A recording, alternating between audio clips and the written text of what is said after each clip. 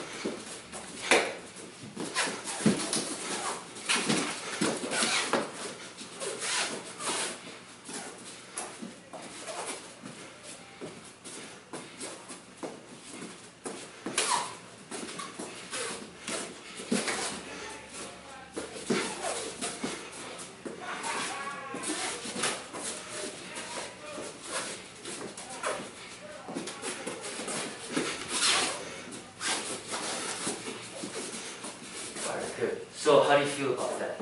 Great. Good. So how do you feel? What kind of sparring that you did in the past?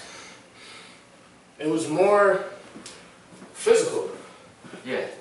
Okay. That opened, I learned a lot about myself.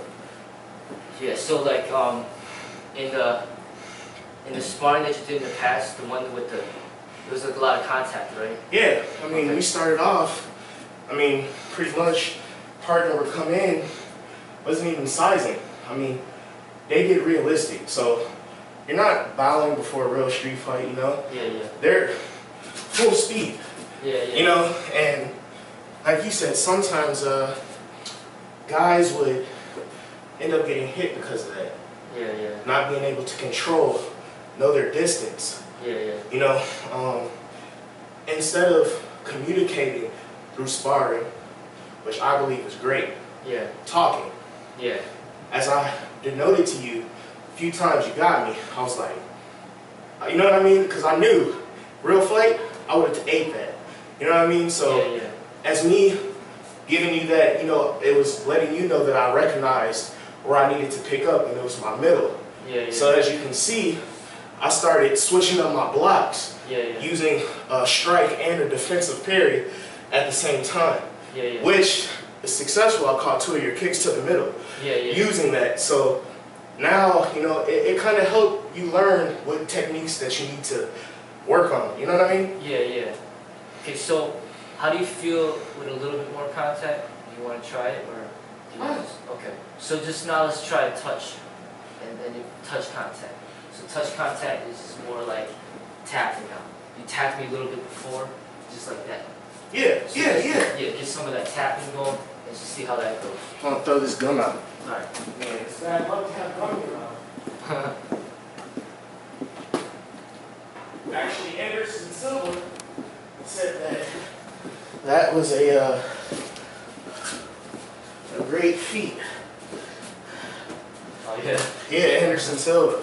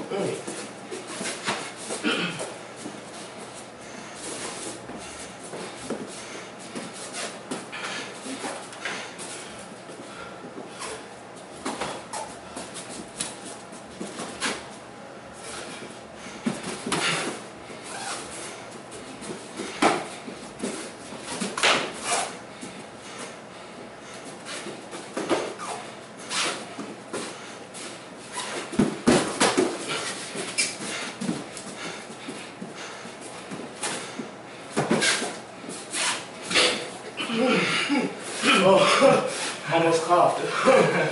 Whoa. Man, you're awesome, bro. You're a trainer.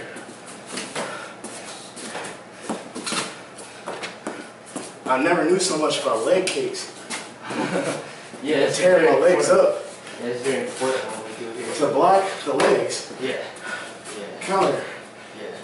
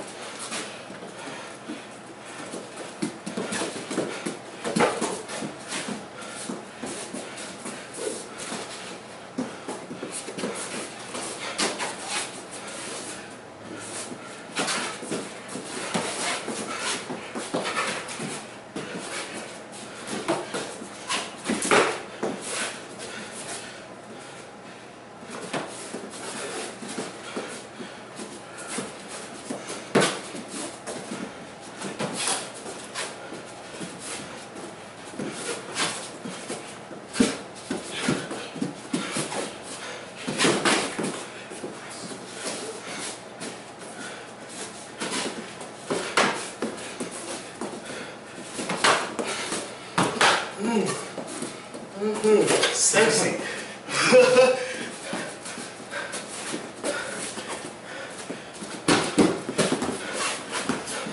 Switch kick.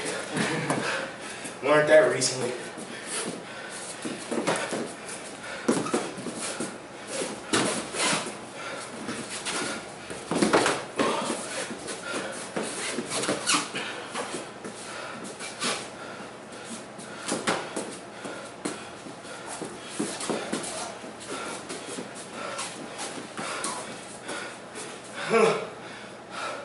Great. Yeah. Thank you. Oh man.